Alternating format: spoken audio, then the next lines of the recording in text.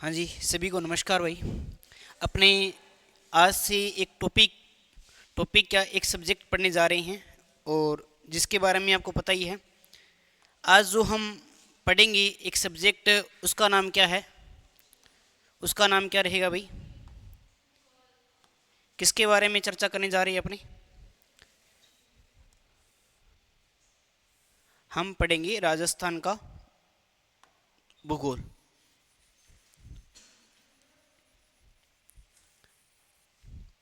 राजस्थान का भूगोल के बारे में हम चर्चा करने जा रहे हैं। आपने पढ़ा है क्या राजस्थान का भूगोल पहले? अब ये थोड़ा सा हाथ वाला गया, इसको थोड़ा सा एक बार पेन इसको कम करते हैं ना। ये कहाँ से? यहाँ से?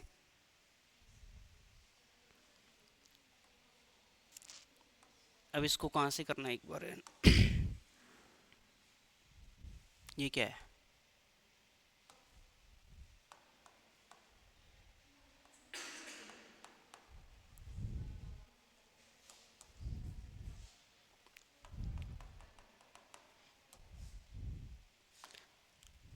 इसके अंदर छोटा वाला ऑप्शन नहीं आ रहा क्या? प्रो से आ रहा है क्या? प्रो से भी नहीं आ रहा।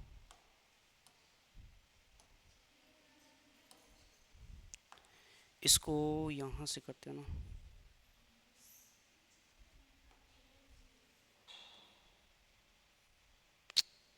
छोटा क्यों नहीं हो रहा ये?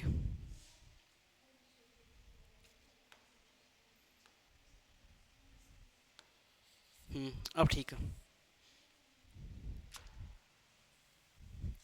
चलो इसको कर देते हैं ना अपने शुरुआत, अब ये सही चलेगा। और एक बार पेन और देख लेते हैं अपने। ये वाला, दोनों पेन ले लेते हैं, ये वाला भी और ये वाला। इसके अंदर ब्लैक ले लेते हैं और एक अपने रेड। दोनों ही ब्लैक हो रहे हैं। डबल साइड नहीं चलता क्या? अच्छा कोई बात नहीं, चलता तो फिर हाथ वाला कर लें क्या? यहाँ से होगा क्या? ये वाला यहाँ से होता है ना। चलो ठीक है, अब अपने करते हैं ना शुरुआत, कोई दिक्कत नहीं है ना। तो अपने क्या है कि एक टॉपिक पढ़ने जा रही हैं और एक सब्जेक्ट की शुरुआत हम करने जा रही हैं। जो हम क्या पढ़ेंगे भाई? कौन सा भूगोल पढ़ेंगे? राजस्थान का भूगोल।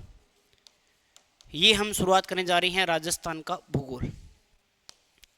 सबसे पहले तो आपको पता होना चाहिए कि इस भूगोल का अर्थ क्या होता है। आपने पढ़ा है ना पहले, या नहीं पढ़ा है? भूगोल के बारे में आपने पढ़ा होगा, या नहीं पढ़ा है? भूगोल का अर्थ क्या होता है? अगर मैं बात करूं कि इसका शाब्दिक अर्थ क्या होता है, क्या क्या कुछ आता है भूगोल के अंदर? क्या आता है? भौतिक स्वरूप आता है, और क्या आता है बताओ भाई? पृथ्वी के अंदर जितनी भी जो सारी चीजें हैं, हम उनका अध्ययन कर रही हैं, तो वो क्या है? भूगोल ही है। वो सारा का सारा भूगोल है। आज अगर हम पृथ्वी के बारे में बात करते हैं तो पृथ्वी में सारा कुछ भूगोल है। और भूगोल के बारे में हम बात करते हैं, राजस्थान के भूगोल को हमें कितने तरीके से हमें पढ़ना है, आपको इसके अंदर कितने तरीके से पढ़ना है और क्या क्या पढ़ना है, वो आपको पता होना चाहिए। सबसे पहले अगर मैं बात करूं इसके बेसिक स्ट्रक्चर के अंदर, तो भूगोल में हम क्या पढ़ेंगे? हम भूगोल पढ़ें राजस्थान का, तो राजस्थान की उत्पत्ति के बारे में हमें पता होना चाहिए, तभी तो हम राजस्थान का भूगोल पढ़ पाएंगे ना। जैसे आपको पता है कि एक बच्चे का पहले जन्म होता है, जन्म के बाद में फिर अपने क्या करते हैं? बच्चे का जन्म होने के बाद में क्या करते हैं अपने? नामकरण नहीं करते। फिर बच्चा जैसे जैसे बड़ा हो जाता है उसके नाम अलग अलग होते रहते हैं और बच्चा अपना कार्य करने लग जाता है। उसी प्रकार से राजस्थान का भी तो कहीं ना कहीं उत्पत्ति हुई होगी ना। तो राजस्थान के भूगोल में पहला जो बिंदु हम चर्चा करने वाले हैं, वो हम पढ़ेंगे राजस्थान की क्या पढ़ेंगे भाई? राजस्थान की क्या पढ़ेंगे भी? राजस्थान, पहले हम राजस्थान का निर्माण भी तो करेंगे ना। उत्पत्ति बोल दो या राजस्थान का निर्माण, हमारा पहला बिंदु रहने वाला है राजस्थान के भूगोल के अंदर, बेसिक स्ट्रक्चर के अंदर। अगर उत्पत्ति होगी तो उत्पत्ति के बाद में सेकंड जो बिंदु रहेगा वो क्या रहेगा? उत्पत्ति के बाद में क्या होता है? नाम।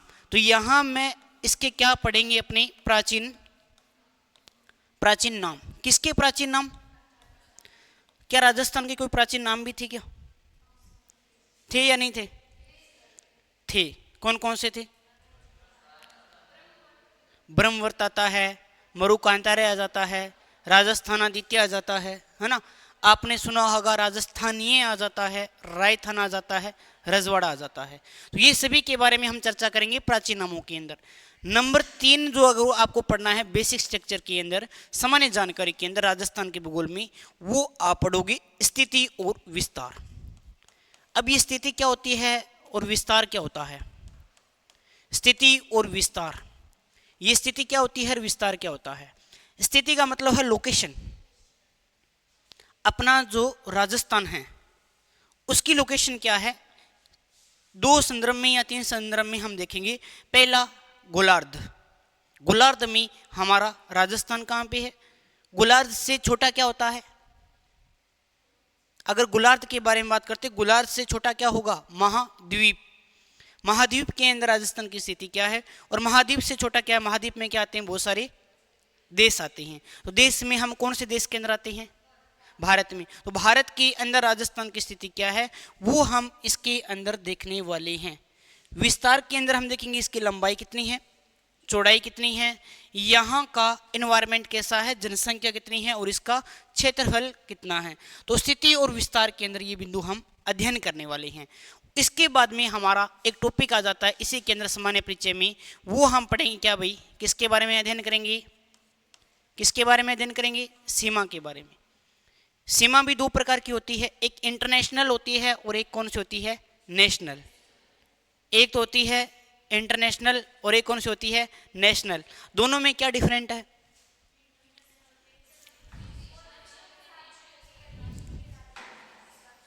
दोनों में क्या अंतर है भाई?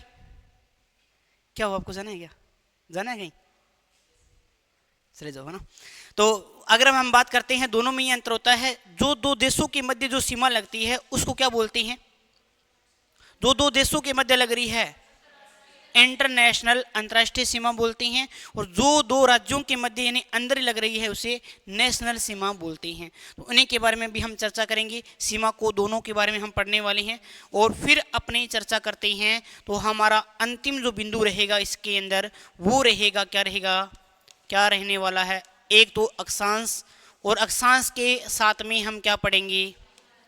यानी अक्षांश और अक्षांश के साथ में हम पढ़ने वाले ये देशांतर, इनका क्या कार्य रहता है, कैसे ये कार्य करते हैं, वो सारी चीज़ें हम इस राजस्थान भूगोल के बेसिक स्ट्रक्चर के अंदर पढ़ने वाले हैं। पहले हम उत्पत्ति पढ़ेंगे। जैसे ही उत्पत्ति होगी तो हम क्या पढ़ेंगे? प्राचीन। इसके क्या पढ़ेंगे? नाम। नाम पढ़ लिया, स्थिति पढ़ ली। नाम पढ़ने के बाद में हम क्या पढ़ेंगे? इसकी स्थिति और विस्तार।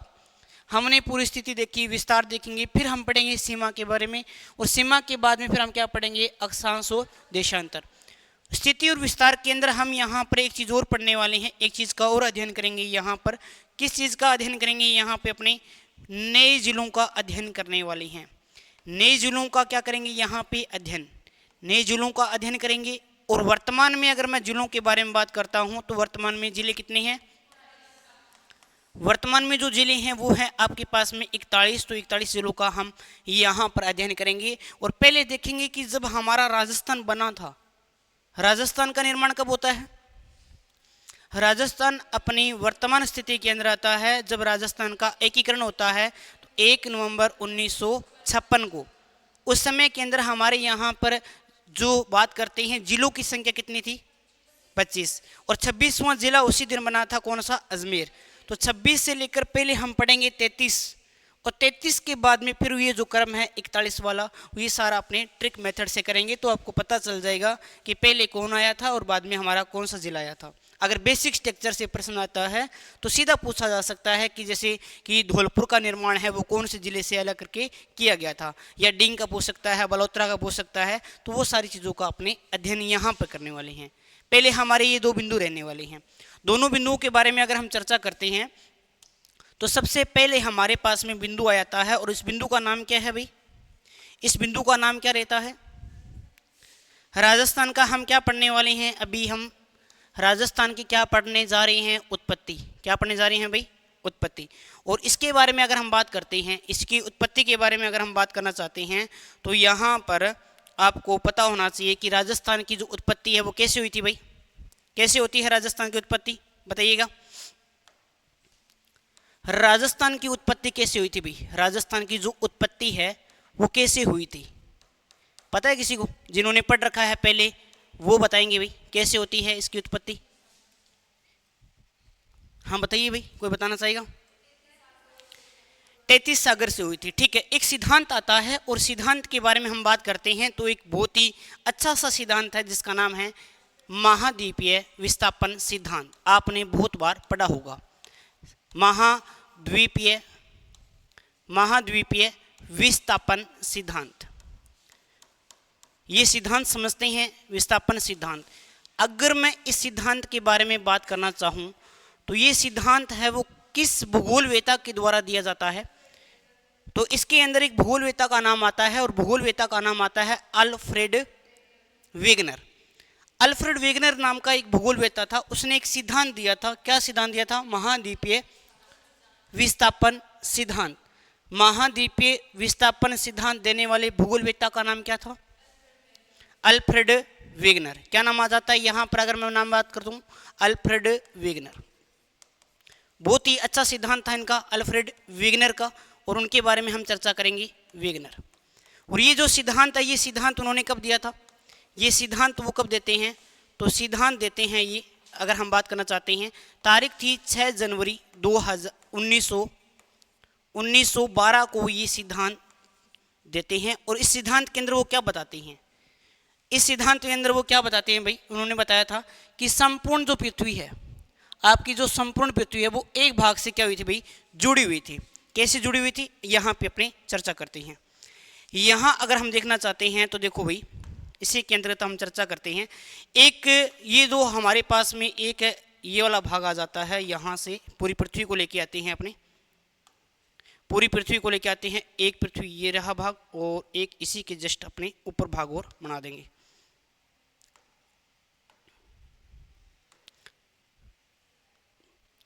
एक भाग और बना देता हूं इसी के ऊपर, और फिर अपने चर्चा करते हैं।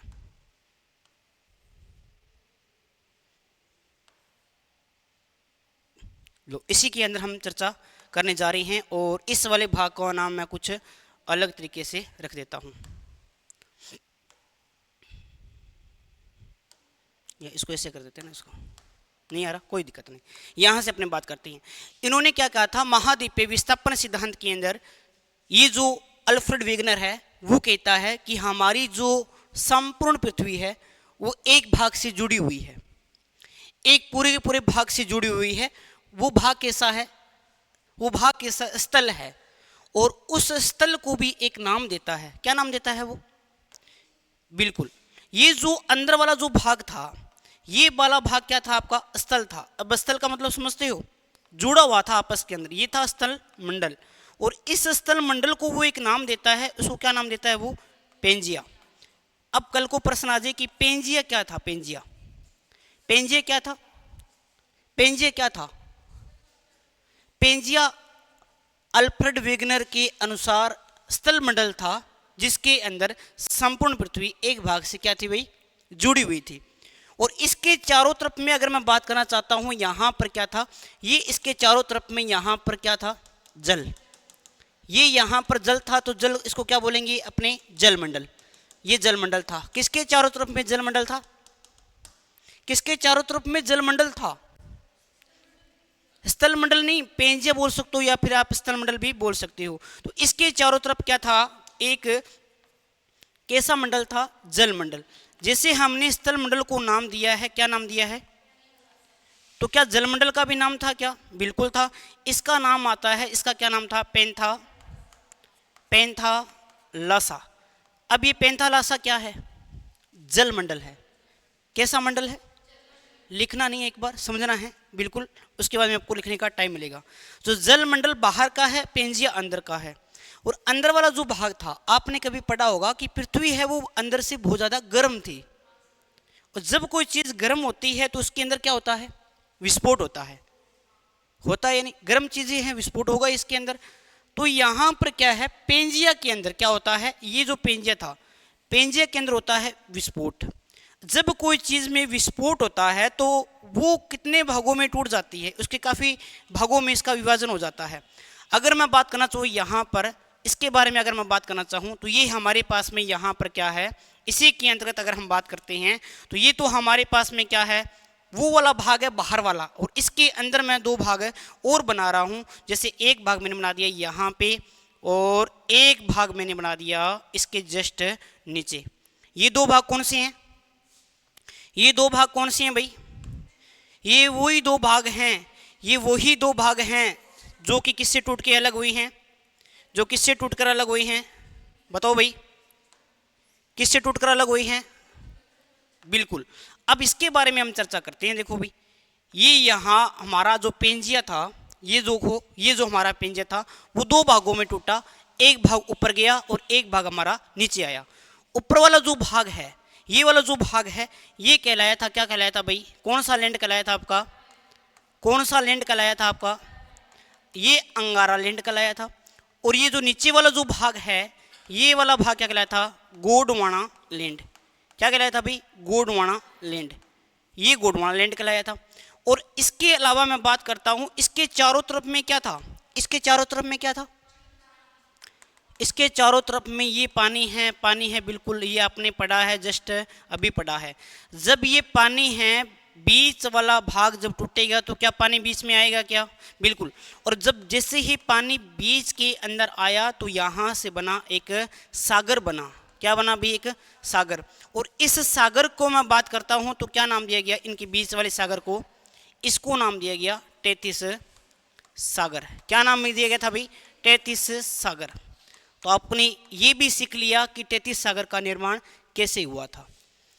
अब हम बात करते हैं तो इसके बाद में क्या होता है कि यहाँ से क्या है कि अंगारा लैंड से धीरे धीरे जैसे ही यहाँ पर प्राकृतिक का निर्माण हुआ तो यहाँ से नदियाँ आ रही थी, वो अपना जल यहाँ गिरा रही थी, और गोंडवाना लैंड वाली नदियाँ भी अपना जल यहाँ गिरा रही थी। तो धीरे धीरे ये बीच वाला क्षेत्र भर गया था और भरने से हिमालय का निर्माण हुआ था। ये आप भारत के ज्योग्राफी के अंदर पढ़ोगे। अब क्या है कि ये जो अंगारा लैंड था और गोंडवाना लैंड था, इसके अंदर भी हलचल हो रही थी। ये अंगारा लैंड है वो किस तरफ गति कर रहा था, नीचे की तरफ। ये जो गोंडवाना लैंड है वो किस तरफ गति कर रहा था, ऊपर की तरफ कर रहा था।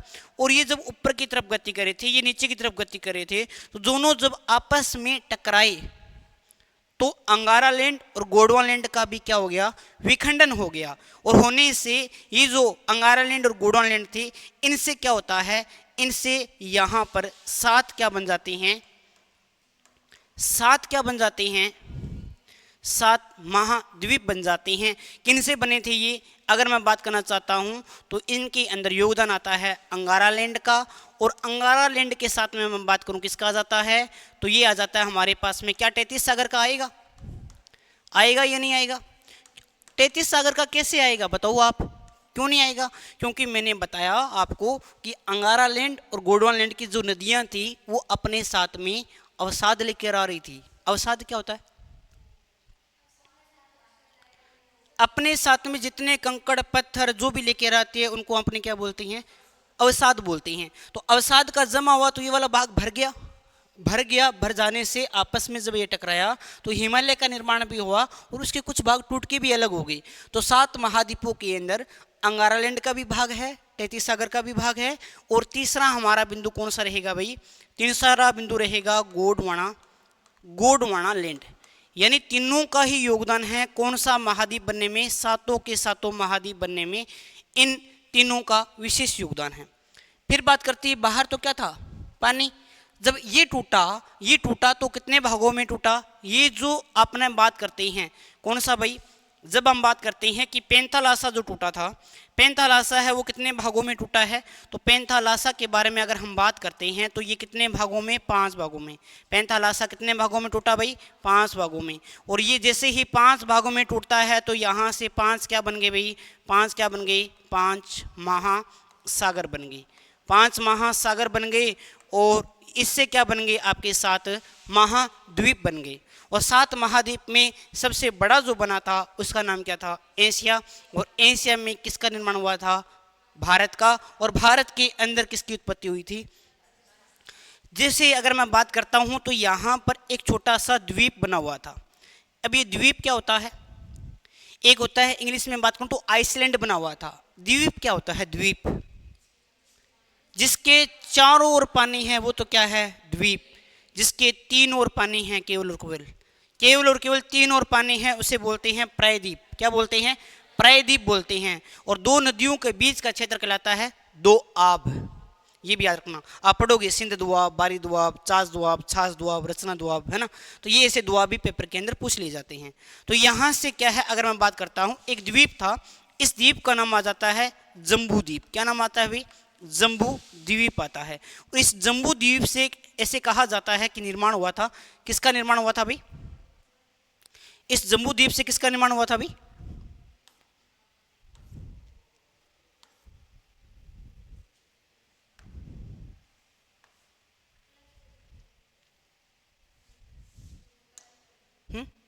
पहले वाली स्लाइड कहाँ गई?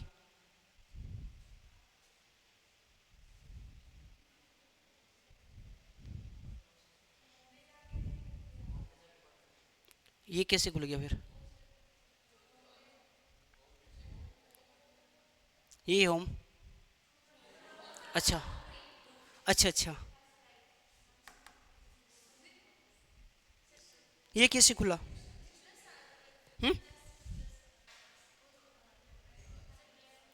अभी अभी वो चलते चलते कैसे खुला था फिर ये?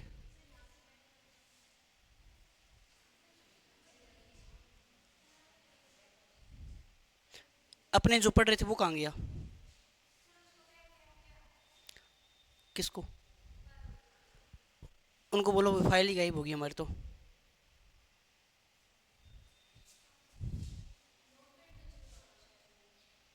किस पे चल रहा था? नोटपैड पे?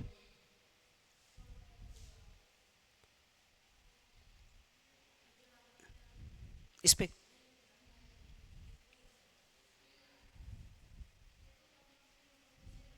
हाँ, उसको बताना, वो उसको बोलना कि जो हमारी स्लाइड थी वो कहाँ गई।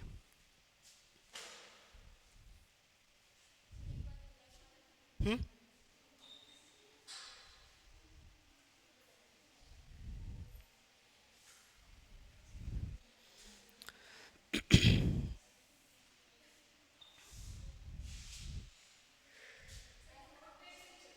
नोटपैड में चल रहा था क्या? नोटपैड कहाँ से बताओ फिर आप? ये चलते चलते दूसरी स्लाइड आ गई, पता नहीं कैसे आई है। उसको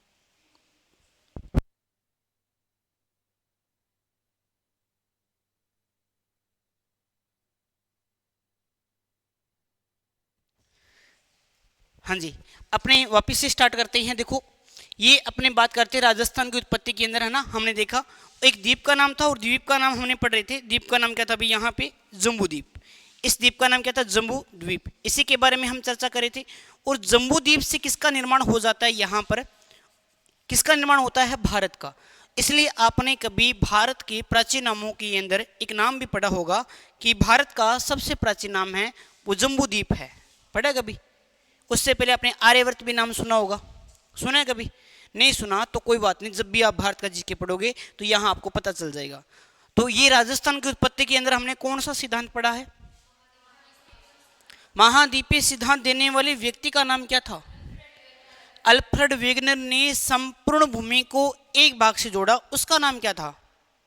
उसका नाम क्या था? पेंजिया। पेंजिया के चारों तरफ में एक जल वाला भाग था, उसका नाम क्या था? पेंथालासा। जैसे ही पेंजिया में विस्फोट हुआ, पेंजिया कितने भागों में टूटा? 2 भागों में। ऊपर वाला भाग क्या कहलाया? नीचे वाला भाग क्या कहलाया? मान के चलो, अगर आपको याद नहीं भी रहता है तो आप ऐसे रख सकते हो कि अंगारा से आंखें याद रखना, आंखें हमारी ऊपर है, और गोडवाना लेने से आप गोडा भी याद रख सको। गोडा ऊपर है या नीचे है? तो नीचे वाला भाग क्या होगा? है ना, गोडवाना लैंड होगा। याद रखने का तरीका है, कैसे भी याद रख लेना। इतना नहीं पूछेगा कि ऊपर वाला भाग था या नीचे वाला था। गति हो रही थी, गति होने की वजह से क्या होगा कि यहाँ पर हमने देखा था कि दोनों आपस में टकराते हैं तो 7 क्या बन जाते हैं? महाद्वीप। और ये जो पेंथालासा था, पेंथालासा के टूटने से 5 क्या बन जाते हैं, 5 क्या बन जाते हैं, महासागर बन जाते हैं। ये भी आपके लिए इंपॉर्टेंट है, थोड़ा सा ध्यान रख लेना इसका भी ना, ये भी आप थोड़ा सा ध्यान रख लेना भाई। ठीक है, आगे हम बात करते हैं। देखो भाई, आगे हम बात करते हैं इसी के अंदर। तो आपको पता चल गया होगा कि राजस्थान का निर्माण कैसे हुआ, कुछ पता चला राजस्थान का निर्माण कैसे हुआ। जम्बू द्वीप से भारत का निर्माण होता है, और भारत से किसका निर्माण हो गया था। बहुत बढ़िया। अब हमारा नेक्स्ट जो बिंदु रहने वाला है, हम पढ़ने वाले हैं 2 नंबर पर किसके बारे में चर्चा करेंगे। 2 नंबर जो बिंदु है हमारा, इसके ऊपर हम किसके बारे में चर्चा करने वाले हैं भाई, किसके बारे में चर्चा करने वाले हैं, नामकरण के बारे में। किसके बारे में चर्चा करेंगे, नामकरण के बारे में। चलो देखते हैं कि आपको क्या क्या नाम याद है। अभी हम पढ़ेंगे राजस्थान के प्राचीन, तो बताइएगा आपको क्या क्या नाम याद है, कौन कौन से नाम आपको याद है राजस्थान के प्राचीन नाम।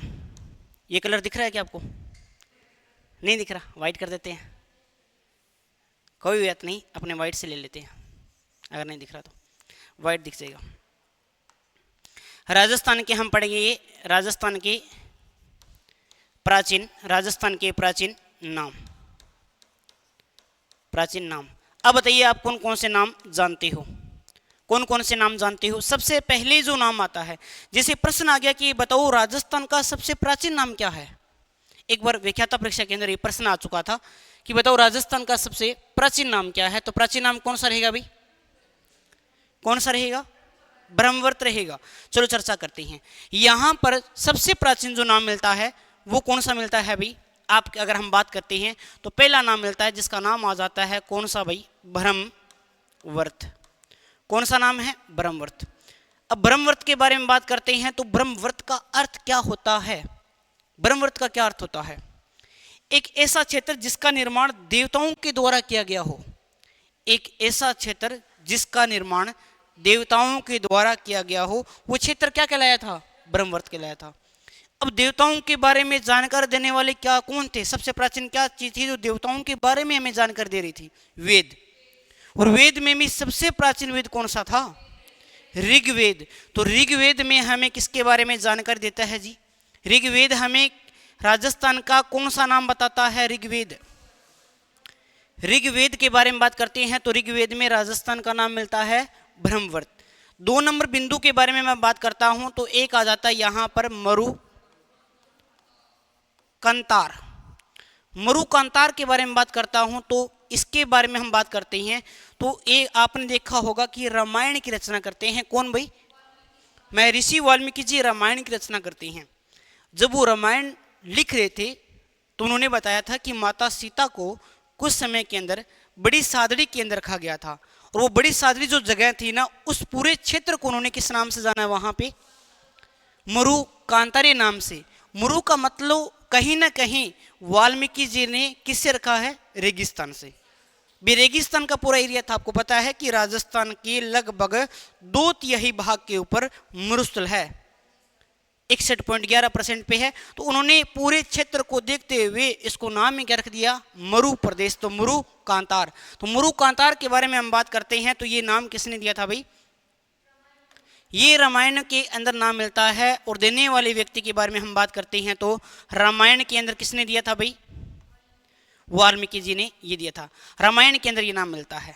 आगे हम बात करते हैं एक बहुत ही अच्छा सा और प्यारा सा नाम जो कि आपको याद रखना है। और यहाँ पर जो नाम मिलता है वो मिलता है, क्या मिलता है भाई, राजपुताना।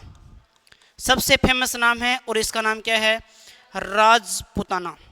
क्या नाम है भाई, राजपुताना। नाम देने वाले व्यक्ति का नाम बताइए कि सबसे पहले राजपुताना नाम किसने दिया था भाई, जॉर्ज थॉमस। जॉर्ज थॉमस के बारे में हम बात करते हैं तो उससे पहले अगर हम बात करते हैं, अपने यहाँ ईस्ट इंडिया कंपनी की स्थापना होती है, कब होती है, होती कब है, 31 दिसंबर 1600 को ईस्ट इंडिया कंपनी की स्थापना होती है।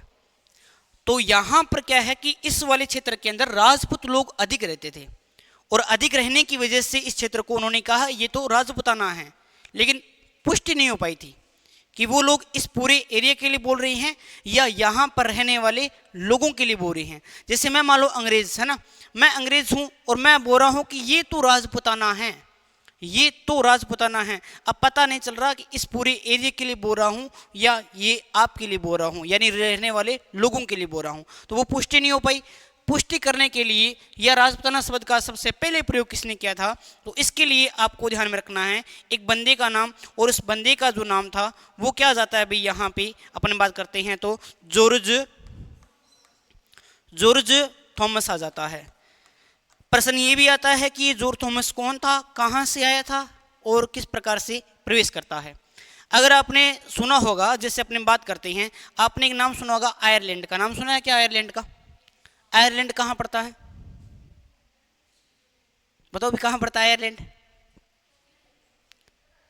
पता नहीं है ना, नाम सुना है आपने तो है ना।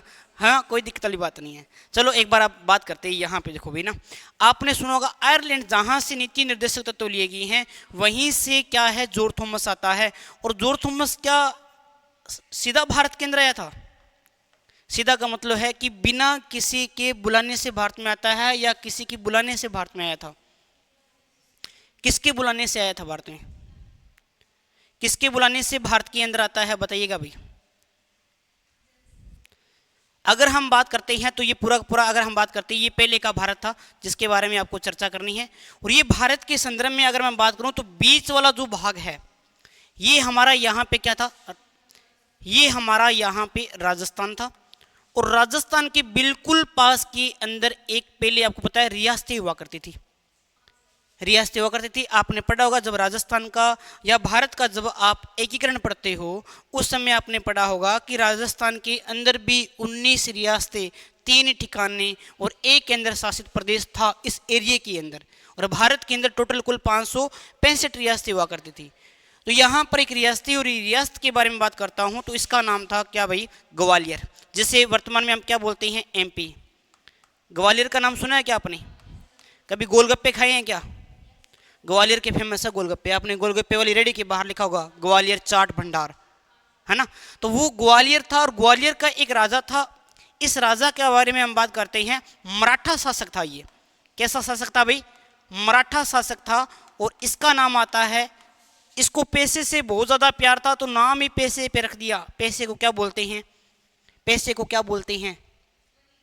मनी तो इंग्लिश में बोलते हैं, इंग्लिश पहले वाले लोगों को आती नहीं थी। हाँ, तो पैसे को और क्या बोलते हैं?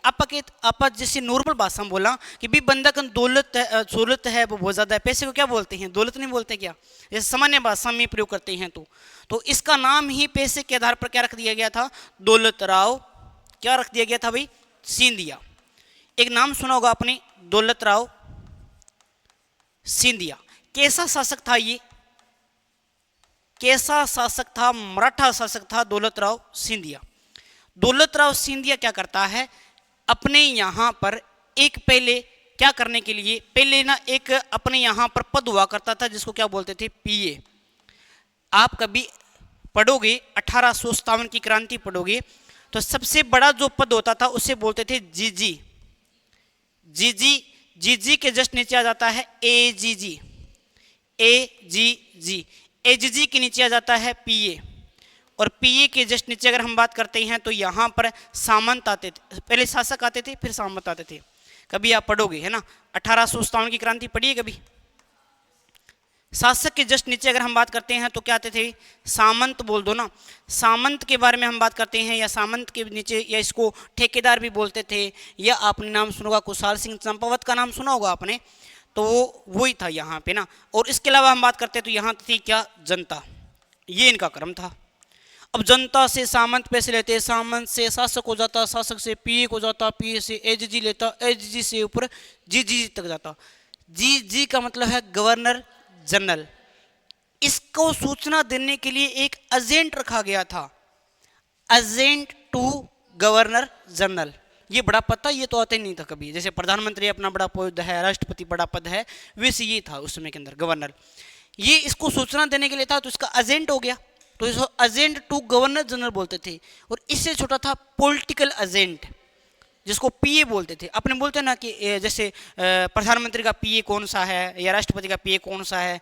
अपने यहाँ तो एमएलए भी पीए रखते हैं, देखा होगा आपने कि एमएलए का पीए ये साथ में रहता है, ब्लू ऐसे लेकर ना, कुछ भी काम होता है उसको बताना पड़ता है भी एमएलए साहब से बात हो सकती है क्या। फिर वो पीए पूछता है साहब मिलन आया था रू, कहाँ ठीक है 5 बजे का टाइम दे दो, फिर वो आगे बोलेगा 5 बजे आना सर को, है ना। तो वो वाली बात है, वो उसको बोलते थे पॉलिटिकल एजेंट। ये सूचना किससे, ये शासकों से लेते थे। शासक आगे सामंतों को बोलते थे, सामंतों का डायरेक्ट शासन था किसके साथ में, जनता के साथ में डायरेक्ट संपर्क था। दौलतराव सिंधिया का पीए यानी पॉलिटिकल एजेंट बनकर आता है कौन भाई, जॉर्ज थॉमस।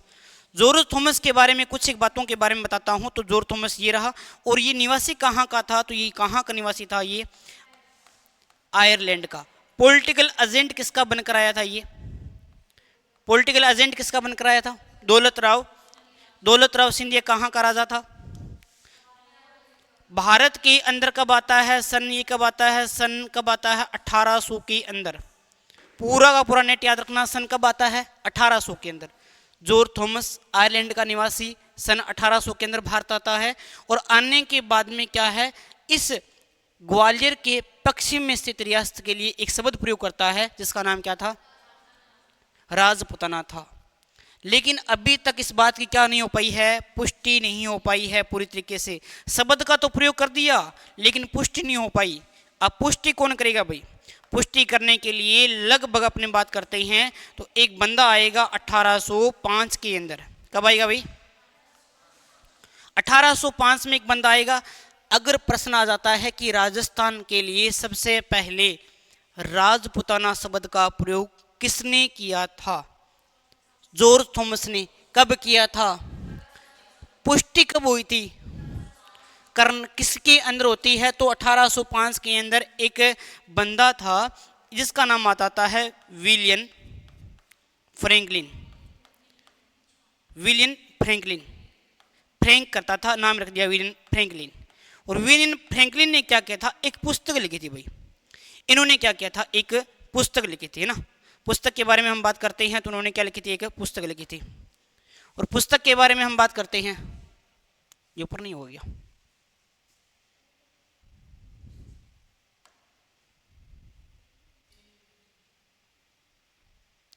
इनकी पुस्तक के बारे में बात करते हैं। देखो भाई ना, इनके बारे में अगर हम बात करते हैं तो यहां से देखो ये क्या करते हैं, पुस्तक लिखते हैं। हाँ ये क्या है कि थोड़ा सा नया है मेरे लिए आज, तो इसमें थोड़ी सी दिक्कत आ सकती है ना। ये लाइन कैसे हटेगी अब, चलो कोई ना, हाँ कोई दिक्कत नहीं है ना, आज थोड़ा नया है ना मेरे लिए बोर्ड, इसलिए। 1805 के अंदर विलियम फ्रैंकलिन ने क्या किया था, ये इसके अंदर एक पुस्तक लिखी थी। अब बात करते हैं कि इनकी पुस्तक का नाम क्या था भाई, इनकी पुस्तक का नाम क्या था भाई। पुस्तक के बारे में बात करते हैं तो नाम बहुत ही प्यारा सा था, बहुत ही अच्छा नाम था, जिनके बारे में हम चर्चा करते हैं। द मिलिट्री मेमोरियस ऑफ आगे क्या आएगा, मिस्टर, बिल्कुल नाम क्या रहा इसके अंदर, नाम आ क्या रहा है, जॉर्ज थॉमस। तो आप ये गलती मत कर देना कि जॉर्ज थॉमस नाम आ रहा है तो लिखने वाले व्यक्ति का नाम भी क्या होगा, जॉर्ज थॉमस। नहीं जी, the military memories of mister George Thomas, ये थॉमस के ऊपर लिखी थी किसने, विलियम फ्रैंकलिन ने लिखी थी। पुस्तक का नाम ये था the military memories of mister George Thomas, लिखने वाले व्यक्ति का नाम ये है।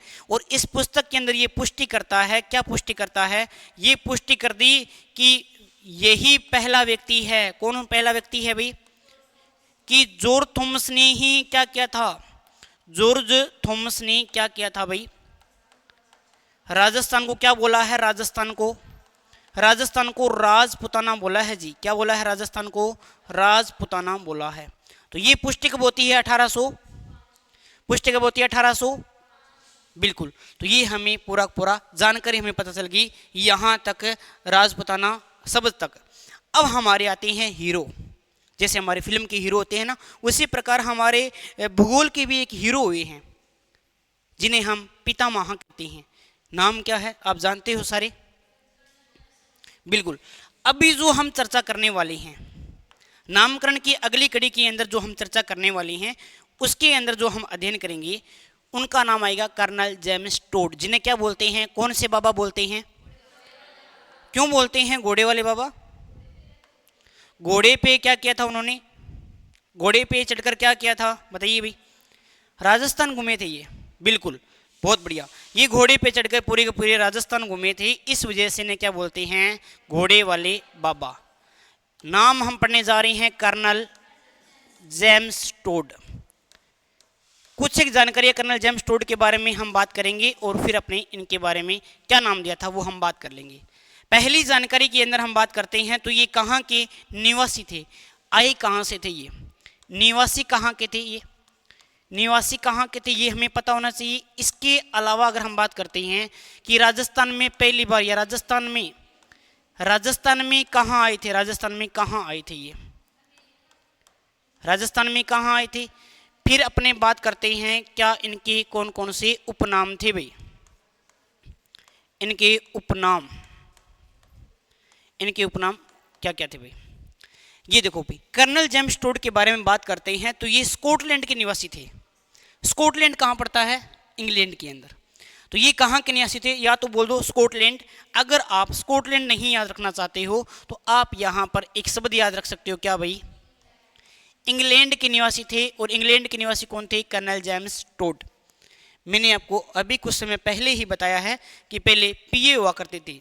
जब 1818 की जब संधियां हो रही थी उस समय के अंदर ये क्या है, कर्नल जेम्स टोड क्या है कि राजस्थान में यहाँ पर एक नाम आता है हाड़ौती क्षेत्र और एक नाम आ जाता है यहाँ पर मेवाड़ क्षेत्र।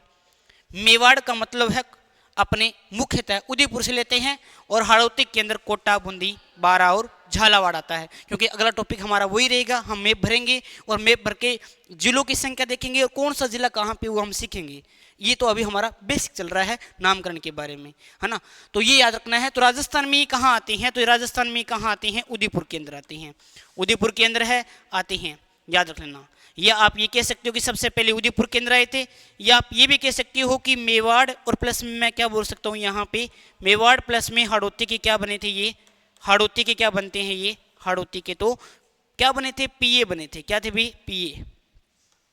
ये क्या बने थे? पीए, पॉलिटिकल एजेंट नियुक्त किए गए थे। उदयपुर में आते हैं। राजस्थान में कहाँ? उदयपुर में। उपनाम क्या बोलते हैं इन्हें? क्या बोलते हैं?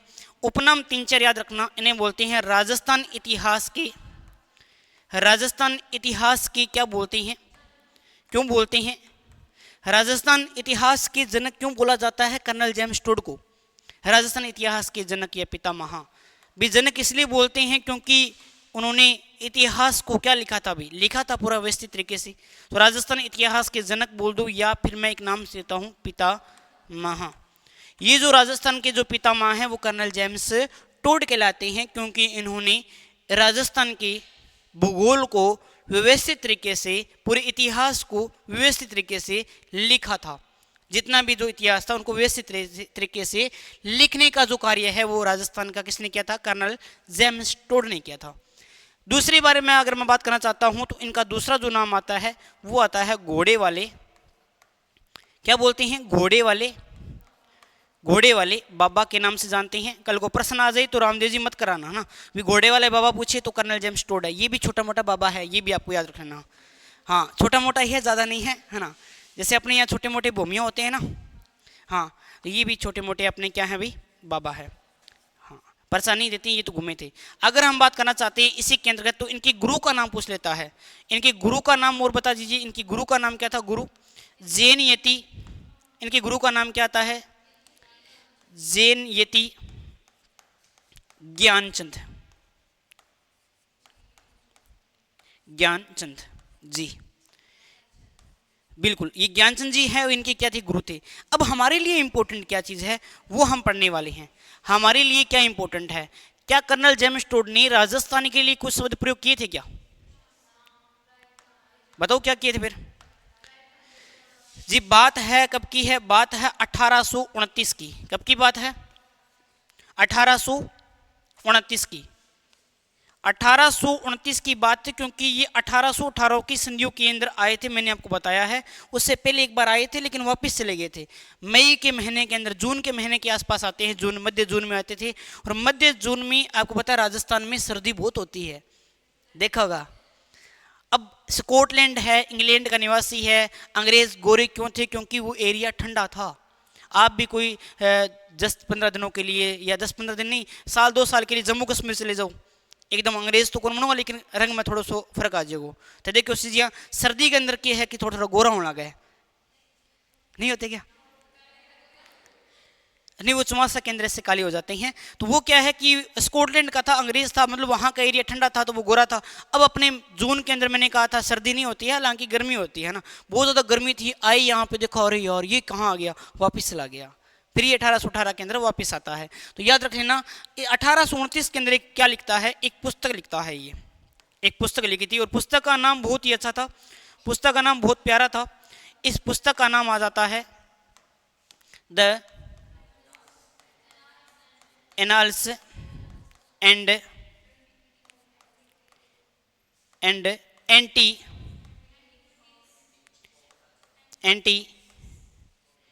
Cavities of Rajasthan. देखो ये अंग्रेज थे, क्या थे भाई? ये क्या थे? अंग्रेज थे।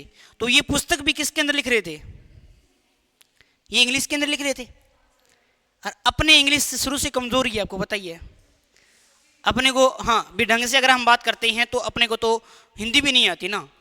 आपने बोला कि केदरा पर पूछा कैसे हो कैसे नहीं हो, और फिर कहा हाँ भाई क्या हाल चाल है और किए अगर सब ठीक है ना, तो बागड़ी में आ जाऊँ। अपनी मातृभाषा बना रही को नहीं, बागड़ी यहाँ पे और है ना। तो यही था, इंग्लिश के अंदर था। अब ये लाकर पूरा पूरा इतिहास लिखकर उन्होंने क्या क्या चीज़ें हैं वो ला कर दी अपने लोगों को। अपना बोला यू की है, इसमें तो कुछ समझ में नहीं आ रहा हमें क्या ये, तो इसका हिंदी में रूपांतरण किया गया था। कुछ ही चीज़ें बताता हूँ मैं इस पुस्तक के बारे में। पहली बात, इसका प्रकाशन कहाँ से हुआ था भाई? जहाँ से ये था, जहाँ ये था इंग्लैंड था। इंग्लैंड के अंदर एक शहर पड़ता है जहाँ से ग्रीनविच रेखा निकलती है, नाम आपको पता है कौन सा शहर था भाई? लंदन से इसका क्या होता है? प्रकाशन होता है। प्रकाशन किसने करवाया था? करने वाला व्यक्ति पूछ लिया जाए आपसे कि व्यक्ति का नाम बताओ किसने किया था। व्यक्ति अगर आपसे पूछ लिया जाता है तो व्यक्ति का नाम आ जाता है कौन भाई? विलियम क्रुक आ जाता है। क्या नाम आ जाता है भाई? William Crooke. बहुत अच्छी अच्छी जानकारी हम पढ़ने वाली हैं। विलियम क्रुक जो था उसने क्या किया था? इसका संपादन कार्य करवाया था। हुआ कहाँ से था? लंदन से हुआ था। अब थोड़ी सी बात और, हमें तो इंग्लिश आती नहीं, हमें कैसे जानकारी मिली? तो हमें जानकारी जो मिलती है वो कैसे मिलती है भाई? वो मिलती है हिंदी के अंदर, और हिंदी के अंदर इसका रूपांतरण करने वाले व्यक्ति अगर आपसे पूछ लिए जाते हैं, बिल्कुल जी, इसका हिंदी में रूपांतरण किसने किया था? अगर हिंदी में बात करता हूँ, हिंदी में किसने इसको बदला? तो पंडित गोरा शंकर हीराचंद जी क्या जाते हैं? ओझा। ओझा जी वही हैं जिन्होंने अजीत सिंह को क्या कहा था? कान का कच्चा कहा था, जो हर किसी की बातों में आ जाता है। जैसे आपको बोला ना, ना भाई वो थाना कौन सा मतलब थाना पढ़ाई दूर रखना चाहिए, हाँ बात तो सही क्यों है। वो होता है जो हर किसी की बातों में आ जाता है, उन्हें बोलते हैं कान का कच्चा, लेकिन थे तो कच्चा कौन बन जाना है ना, थे बहुत पक्का हो। तो हिंदी में रूपांतर करने वाला था पंडित गौरी शंकर हीराचंद जी ओझा। पंडित गौरी शंकर हीराचंद जी ओझा। हीरा, हाँ इनका एक ही नाम है, पापा का नाम सागो नहीं। पंडित गौरी शंकर हीराचंद ओझा के बारे में हम बात करते हैं तो इन्होंने इनका हिंदी में रूपांतरण किया। तब हमें पता चला कि इस पुस्तक के अंदर राजस्थान के लिए कितने शब्द प्रयोग किए गए हैं। राजस्थान के लिए कितने शब्द किए थे? राजस्थान के शब्द, राजस्थान के लिए क्या क्या शब्द प्रयोग किए थे भाई? क्या क्या शब्द प्रयोग किए थे बताइएगा भाई, आपने पढ़ा है जल्दी से बता दो। कितने शब्द प्रयोग किए थे बता दो, कितने शब्द प्रयोग किए थे भाई? 3 शब्दों के बारे में आप बता दो जल्दी से कि 3 शब्द कौन कौन से थे भाई? 3 शब्द कौन कौन से थे इनके बारे में आप अभी हम चर्चा करने वाले हैं। कौन कौन से थे पहले आप बताइए, बताओ भाई क्या हो गया? रायथन रजवाड़ा, एक और था, वो एक और कौन था वो भी हम चर्चा कर लेंगे ना। तो इसी के अंदर हम बात करते हैं। तो यहाँ पर पहला जो शब्द प्रयोग किया गया था, वो था राय था ना। दूसरा जाता है यहाँ पे रजवाड़ा। और कैसे है कोई बात नहीं, कोई फर्क नहीं पड़ता, पहले राजस्थान बोल दो या बोल दो, कोई दिक्कत नहीं। भी शब्द तो कौन व्यक्ति प्रयोग कर रहा है। अब प्रश्न कैसे आएगा? राजस्थान के लिए सबसे पहले राजस्थान शब्द का प्रयोग करने वाले व्यक्ति का नाम बताइए कि ऐसा कौन सा व्यक्ति था जिन्होंने सबसे पहले राजस्थान के लिए राजस्थान शब्द का प्रयोग किया था। तो कौन था भाई? Colonel James Tod. और रजवाड़ा शब्द का प्रयोग करने वाले व्यक्ति, रायथाना शब्द का प्रयोग करने वाले व्यक्ति, ब्रह्मपुत्र नाम देने वाले व्यक्ति किस वेद के अंदर? अगर मैं बोलूं वाल्मीकि जी ने क्या नाम दिया था? मरु का अंतार्य, मरु मतलब मरुस्थल वाला भाग। फिर बोलता हूं कि राजस्थान के लिए सबसे पहले राजपूताना शब्द का प्रयोग किसने किया था भाई? किसने किया था भाई? जॉर्ज थॉमस ने कब किया था? पुष्टि कब होती है? करने वाले व्यक्ति का नाम? विलियम फ्रैंकलिन की पुस्तक का नाम बताइए। The George Thomas, the military memories of mister George Thomas. ये भी आपको याद रखना है, the military memories of mister George Thomas. ये आपको पूरा ध्यान रखना है यहाँ पे। ये कंप्लीट आपका ना। आगे हम बात करते हैं तो यहीं पर आपको क्या याद रखना है, इसके बाद में आ जाता है लिखा हुआ। ये तो हमने क्या पढ़ा है, जो व्यक्तियों ने बात की थी वो। अब लिखा हुआ तो भी तो मिलेगा ना। जैसे अपन बोलते हैं जहां पर लिखते हैं उसे बोलते हैं शिला। तीन प्रकार से चीज होती है, एक होता है शिलालेख, एक होता है गुहा लेख, सुना कभी, एक होती है प्रशस्ति। चलो थोड़ी बहुत चर्चा करते हैं अपने अभी इसी के बारे में भी। जैसे एक तो नाम हमारे पास में क्या आ गया, शिला। क्या नाम आया भाई? एक हमारे पास में है शिला लेख, और एक हमारे पास में आ गया यहाँ पर गुहा। एक हमारे पास में आ गया गुहा लेख, और एक हमारे पास में आ गया प्रशस्ति। क्या आ गया भाई? प्रशस्ति। तो आपको इसके अंदर अंतर बताना है सबसे पहले कि क्या होते हैं। शिला, शिला का क्या मतलब होता है? पत्थर। लेख का मतलब लिखाना। अगर कोई शिला यानी पत्थर पर कोई लेख लिखा रहा है तो वो क्या हो जाएगा? गुहा, गुफा। गुफा के अंदर कोई लेख लिखा रहा है, गुहा लेख हो जाएगा। गुफा लेख नहीं, गुहा लेख। प्रशस्ति, प्रशस्ति प्रशंसा, किसी की प्रशंसा में लिखा गया है तो वो क्या आ जाएगा भाई? प्रशस्ति हो जाएगा। जैसे विश्व की सबसे बड़ी प्रशस्ति राज प्रशस्ति है, जो कि कौन सी झील के किनारे है? राजसमंद झील के किनारे है। तो इन्हीं के बारे में हम बात करते हुए आते हैं। और सबसे पहले हम देखते हैं कि ऐसा कौन सा प्रशस्ति या शिलालेख था, शिलालेख था जिसके अंदर राजस्थान का सबसे पहले लिखित नाम मिलता है। कौन सा था अभी बताइएगा जिन्होंने पढ़ा है? सबसे पहले शिलालेख का नाम बताइए जहां पर राजस्थान का लिखित नाम मिलता है। एक बसंतगढ़ बोल रही हैं और एक क्या बोल रही हैं? देखो दोनों के बारे में चर्चा करता हूं तो सबसे पहले आपको लिखना है यहां पर जिसका नाम क्या आएगा? गोसुंडी। कौन सा नाम आ जाएगा भाई? गोसुंडी शिलालेख के अंदर सबसे पहले जानकारी मिलती है, ध्यान रखना।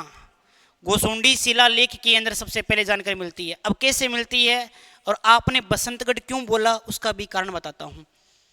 एक बार क्या फर्स्ट ग्रेड का एग्जाम हुआ था जिसके अंदर ये प्रश्न आया था कि बताओ राजस्थान का सबसे लिखा हुआ प्राचीन नाम कहाँ मिलता है, तो वहां पर गोसुंडी को ऑप्शन में नहीं दिया गया था, वहां पे था बसंतगढ़। उसके बारे में मास्टर साहब ने पढ़ाना शुरू कर दिया कि सबसे प्राचीन बसंतगढ़ी शिलालेख है। नहीं, ऐसा नहीं है, सबसे प्राचीन गोसुंडी शिलालेख है। गोसुंडी नामक स्थान कहाँ पड़ता है? आप सभी जानते हो कहाँ पड़ता है? चित्तौड़गढ़ के अंदर पड़ता है जी। कहाँ पड़ता है?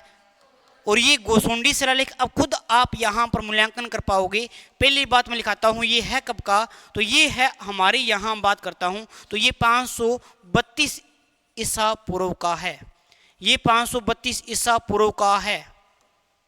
गोसुंडी शिलालेख 682 ईसा पूर्व का है। तो ये प्राचीन हुआ या फिर वो प्राचीन हुआ?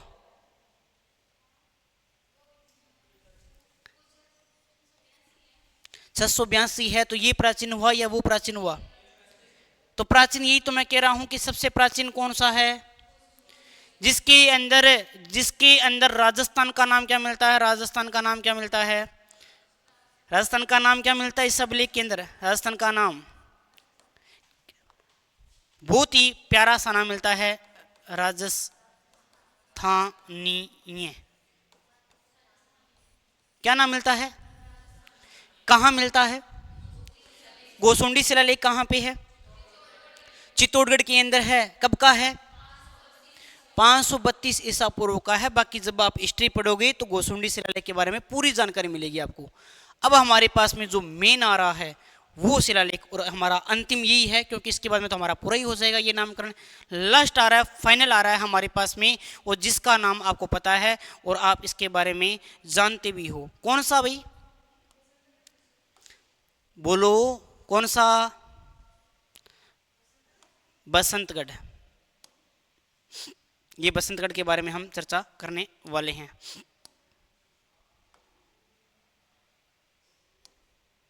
नहीं होगा क्या? नहीं हो रहा तो नहीं हो रहा भाई। कलर करें क्या अब इसी के? क्या, चलो बढ़िया बात है। ये छोटा रहेगा ना, बस दिक्कत यही है। देखते हैं, अगर ट्राई करते हैं, अगर होगा तो बड़ा दिखा देगा। कोई बात नहीं, अगर अपने यहाँ बात कर, ये इसको लिखते हैं इसके अंदर ना, कोई बात नहीं, थोड़ा सा बढ़िया हो जाएगा ये। इसका नाम मैं कौन सा बताने जा रहा हूँ, आप बसंतगढ़ के बारे में बात कर रही हैं। और ये बसंतगढ़ क्या है, आपका शिलालेख है, ये आपको पता चल गया। इसके बारे में बात करते हैं तो इसका पहला बिंदु देखो भी, अपने बात करते हैं। पहला बिंदु ये है कब का, सन के बारे में बात करते हैं तो 682 ईसा पूर्व, ईसा पूर्व का है। नई एनसीईआरटी के अंदर 826 दे रखा है, सॉरी 626 दे रखा है ना, ये आपको ये याद रखना है, 682 याद रखना है। इसके अंदर हम बात करते हैं तो ये है कहाँ, इसकी लोकेशन कहाँ पे है? इसकी लोकेशन पड़ती है कहाँ पे भाई, सिरोही के अंदर। और सिरोही के अंदर प्रॉपर कहाँ पड़ती है तो वो देखो अपने बात करते हैं। एक माता का अपने मंदिर बना हुआ है यहाँ पर। कौन सी माता का मंदिर है भाई? अर्बुदा देवी की नहीं है, जिसे तो राजस्थान की वैष्णो देवी बोलते हैं, माउंट आबू सिरोही में, नहीं वो नहीं है। यहाँ कुछ अलग है, यहाँ कुछ अलग नाम है जिनके बारे में हम चर्चा करने वाले हैं। बताओ भी उनका नाम क्या रहेगा अगर हम बात करते हैं तो। स्टिकर नहीं आ रहे क्या इसमें? नहीं आ रहे तो कोई दिक्कत नहीं, अपने ऐसे ही बना देते हैं इनकी, ये लो देता। और इनके बारे में अगर हम बात करते हैं तो ये एक माता है, और इस माता का नाम है खीवल माता। क्या माता का नाम क्या है भाई? इनकी माता का नाम है खीवल माता। और खीवल माता का जो मंदिर है, खीवल माता का मंदिर कहाँ पे बना हुआ है जी? खीवल माता का मंदिर बना हुआ है सिरोही के अंदर। और इसके बिल्कुल पास के अंदर यहाँ पर एक शिलालेख लिखवाया गया है, एक लेख लिखवाया गया था। किस किस समय लिखवाया था वो भी हम चर्चा कर देंगे। और यहाँ पर इस प्रकार से एक लेख लिखवाया गया है भाई यहाँ पर। इसके बारे में अगर हम बात करते हैं, बिल्कुल पास के अंदर है ये। और इसके बारे में अगर हम बात करते हैं तो ये किसके समय लिखाया गया था, किसने लिखवाया था, सारी चीज़ा अभी आप पढ़ांगा। देखो अंदर, देखो इसके अंदर हम बात करते हैं तो एक राजा था, एक वंश था, आपने पढ़ा हो तो, कभी पढ़ा है क्या? एक वंश था, वंश का नाम आ जाता है चावंड वंश। केवल और केवल सिरोही के अंदर था ये। कौन सा वंश था भाई? चावंड। एक वंश था चावंड वंश। और चावंड वंश का एक राजा था, एक राजा था, इसका एक राजा था, राजा का नाम आ जाता है क्या भाई? यहाँ पर अगर हम बात करना चाहते हैं, बहुत ही अच्छा नाम आ जाता है यहाँ पर। देखो जैसे आपने पढ़ा कि बसंतगढ़ शिलालेख है, चावंड वंश था, और चावंड वंश के राजा के बारे में बात करते हैं तो इस राजा ने क्या किया था यहाँ पर। राजा का नाम आपको याद रहे तो ठीक है, नहीं याद रहे तो चावंड वंश लिख लेना यहाँ पे, ज़्यादा डीप नहीं जानेंगे ना, अपने जो मेन काम है वो भूल जाओगे। चावंड वंश के शासकों ने किया था, आप ऐसे याद रखना ना, ज़्यादा डीप नहीं पड़ी। अगर हम बात करते हैं तो इसके अंदर जो जानकारी मिलती है यहाँ पर, ये जो जानकारी मिलती है वो किसके अंदर मिलती है भाई? ये जो जानकारी मिलती है वो मिलती है दास प्रथा के बारे में, दास प्रथा के बारे में। या शासक का नाम लिखा ही देता हूँ ना, फिर बढ़िया रहेगा थोड़ा सा। फिर ये थोड़ा सा शासक का नाम लिख लो ना। वर्मलात के समय था ये, वर्मलात के समय, याद रहे तो ठीक है, नहीं तो कोई दिक्कत नहीं है। वर्मलात। दास प्रथा क्या होती है? नहीं, उन्हें डबरिया बोलते हैं, उन्हें बोलते हैं डबरिया। शादी के बाद नहीं, शादी के समय जो कुंवारी कन्या उपहार स्वरूप जाती थी ना, आपने हिस्ट्री में पढ़ा होगा या फिर आपने कल्चर में पढ़ा होगा, वो डबरिया बोलते थे। डबरिया मतलब जैसे कोई रानी की केयर टेकर हुआ करती थी ना, कोई उसको कंगा करती थी, कोई कुछ करती थी, उसको कोई शीशा दिखाती थी, है ना, उनको शादी के साथ उनको साथ भेज देते थे। फिर मान लो कि चलो राजा को कोई पसंद आ गई उसमें से, तो उनको क्या करता था, वो उपपत्नी का दर्जा दे देता था, उसे बोलते थे पासवान। और पासवान से जो बच्चे उसे बोलते थे दारोगा या फिर चाकर बोलते थे, वो अलग चीज़ है। ये दास क्या है? दास जैसे मैं हूँ राजा, मतलब हूँ नहीं लेकिन वो मान लो ना, मैं हूँ राजा, मैंने किया आपके ऊपर आक्रमण, आप दूसरे राजा हो, तो आप क्या हो गए? हार गए। मैंने कहा मार दिया जाए या छोड़ दिया जाए, आपने कहा साहब छोड़ दो, छोड़ दो। मैं कि छोड़ तो जाऊंगा लेकिन थाना के करना पड़ेगा, हमारा काम करना पड़ेगा, है ना। बीसा झाड़ू पोछा भी करना पड़ेगा, मेकिंग बट जाना पड़ेगा, बट थाना ले जाना पड़ेगा जो भी सामान है वगैरह है। हाँ तो हाँ तो वो क्या है कि हाँ कि ठीक है ऐसा मंजूर है। एक प्रकार का सर्वेंट था। सर्वेंट को हम क्या बोलते हैं? दास बोलते हैं। जो किसी के अधीन रहते हुए कार्य कर रही हैं, गुलाम गुलाम कह सकते हो। तो दास प्रथा के बारे में जानकारी है वो कहाँ से मिलती है? इस शिलालेख से मिलती है। और इस शिलालेख का नाम जो है वो आप परिचित हो चुके हो, क्या हो जाएगा? बसंतगढ़। बसंतगढ़ शिलालेख क्या हो जाएगा? बसंतगढ़ शिलालेख। और ये बसंतगढ़ शिलालेख कहाँ पे है? सिरोही के अंदर। कब का है? 682 का। लिखाने वाले राजा का नाम क्या था? वर्मलात। कौन से वंश से हैं? चावड़ वंश से। और बिल्कुल छोटा सा नाम यहाँ पर अपने राजस्थान के लिए प्रयोग किया गया है। और इसका जो नाम यहाँ पे लिखा हुआ है वो आ जाएगा राजस्थानीय द्वितीय। या राजस्थानीय द्वितीय के बारे में हम बात करते हैं तो ये शब्द कहाँ मिलता है? कौन से शिलालेख में मिलता है भाई? बसंतगढ़ शिलालेख के अंदर मिलता है। और बसंतगढ़ शिलालेख के अंदर अगर हम बात करते हैं कब का है तो 600 सिरोही से प्राप्त होता है। यहाँ पर राजस्थान का नाम आपको पता होना चाहिए कि राजस्थान का जो नाम है क्या मिलता है भाई? राजस्थानीय या राजस्थानीय या राजस्थाना। राजस्थाना बोलोगे तो बढ़िया रहेगा। राजस्थाना द्वितीय के बारे में हम बात करते हैं ना।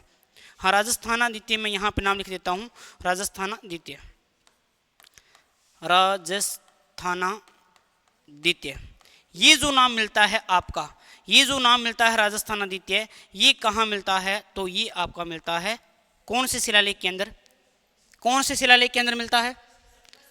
बसंतगढ़ शिलालेख के अंदर मिलता है। उसके बाद में मोहनोत नैणसी आ जाते हैं यहाँ पे। और मोहनोत नैणसी ने भी अपनी पुस्तक नैणसी ख्यात के अंदर भी राजस्थान शब्द का प्रयोग किया है। और उसके अलावा अगर हम बात करते हैं तो राजस्थान के दूसरे चरण के अंदर जिसका नाम क्या था, अगर हम बात करना चाहते हैं, दूसरे का नाम था पूर्वी राजस्थान। तो राजस्थान शब्द का प्रयोग है वर्तमान में अगर हम बात करते हैं तो एकीकरण के दूसरे चरण में किया गया था। ये भी आपको याद रखना है, ये आपके लिए वेरी वेरी इंपॉर्टेंट है। तो हमने देखा है कि हाँ हमारे कौन कौन से राजस्थान के जो प्राचीन नाम हमें मिले थे। एक बार जो हमने क्या पढ़ा है अभी जो हमने क्या पढ़ा है किसका नहीं नया दे रखा है नई एनसीईआरटी में 625 नहीं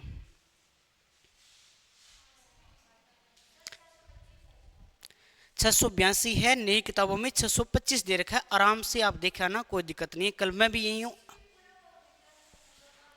बिल्कुल अलग अलग होते हैं। थोड़ा सा रुको अभी बता देता हूँ, ठीक है, इसके बारे में जानकारी। एक बार जो हमने अभी पढ़ा है वो देखो भी ना। राजस्थान का भूगोल हम पढ़ रहे हैं जिसके अंदर राजस्थान की उत्पत्ति, प्राचीन नाम, स्थिति, विस्तार, सीमा और अक्षांश हमें पढ़ने थे। इसके अंदर हमने सबसे पहले देखा है तो उसके अंदर हमने क्या देखा? राजस्थान की उत्पत्ति।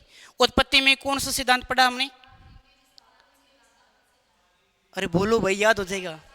देने वाले व्यक्ति का नाम क्या था? अल्फ्रेड वेगनर ने क्या बोला था कि संपूर्ण पृथ्वी एक भाग से जुड़ी हुई है, नाम क्या हो जाएगा? पेंजिया। चारों तरफ में स्थलमंडल था, इसको जलमंडल था, उसको क्या नाम दिया? जैसे ही पेंजियम में विस्फोट हुआ, पेंजिया कितने भागों में टूटा? ऊपर वाले भाग का नाम, नीचे वाले भाग का नाम गोंडवाना लैंड था। अगर मैं बात करता हूं, जैसे अंगारा लैंड नीचे की तरफ गति करा था, गोंडवाना लैंड ऊपर की तरफ, आपस में जैसे ही टकराए तो कितने महाद्वीप बन गए? और इस पैंतालासा से कितने महासागर? 5।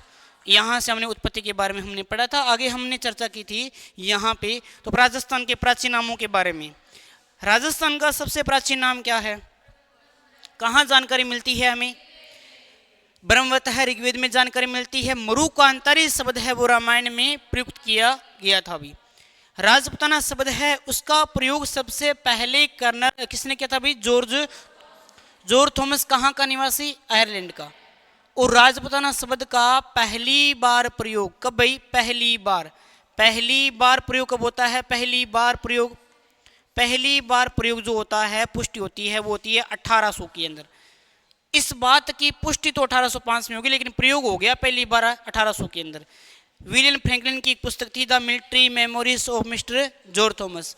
और पुष्टि करने वाले व्यक्ति कौन था? पुष्टि करने वाला व्यक्ति का नाम था विलियम फ्रैंकलिन। और पुष्टि में ये बात बोली गई कि जॉर्ज थॉमस ही पहला व्यक्ति था जिसने राजस्थान के लिए क्या शब्द प्रयोग किया भाई? राजपूताना। आगे हम बात करते हैं यहाँ पे कर्नल जेम्स टोड के बारे में, तो निवासी इंग्लैंड का था। राजस्थान में कहाँ आता है? उदयपुर में आता है, पॉलिटिकल एजेंट बनकर आता है। उपनाम राजस्थान के इतिहास के जनक या पितामह बोलते हैं, घोड़े वाले बाबा बोलते हैं। गुरु का नाम जैन यति ज्ञानचंद था। और अगर हम बात करते हैं 1829 के अंदर एक पुस्तक लिखते हैं, the analysis and antiquities of Rajasthan. इसका प्रकाशन लंदन में होता है। व्यक्ति कौन था जिनका प्रकाशन वाला? William crook. हिंदी में रूपांतरण पंडित गौरी शंकर हीराचंद जी ओझा करते हैं। और इसके अंदर राजस्थान के लिए कितने शब्द दिए गए थे? 3, रायथाना, रजवाड़ा और राजस्थान। देने वाले व्यक्ति कर्नल जेम्स टोड। फिर हमने बात की है यहाँ पे गोसुंडी शिलालेख के अंदर, चित्तौड़गढ़ का है, 532 ईसा पूर्व का है। राजस्थान का नाम क्या मिलता है? राजस्थानीय मिलता है। बसंतगढ़ शिलालेख 682 का है। नई एनसीईआरटी के अनुसार 600 अपनी बात करते हैं तो कब का रह जाएगा भाई? कब का रहेगा? 625 का।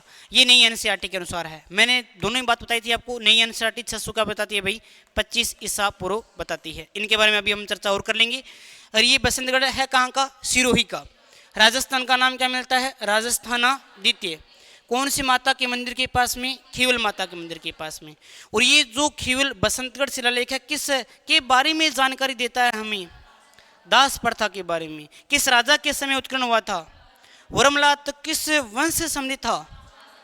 चावंड वंश से संबंधित था। तो ये हमने बेसिक 2 चीजें आज कंप्लीट कर ली है। कल आप राजस्थान का नया मैप लेके आओगे 41 जिलों के अनुसार से, और कल आपको मैप भरना सिखाऊंगा और साथ के अंदर अपने नए जिले जो बने हैं उनके बारे में भी ट्रिक से अपने पढ़ने वाले हैं। तो मिलते हैं कल वाली क्लास के अंदर।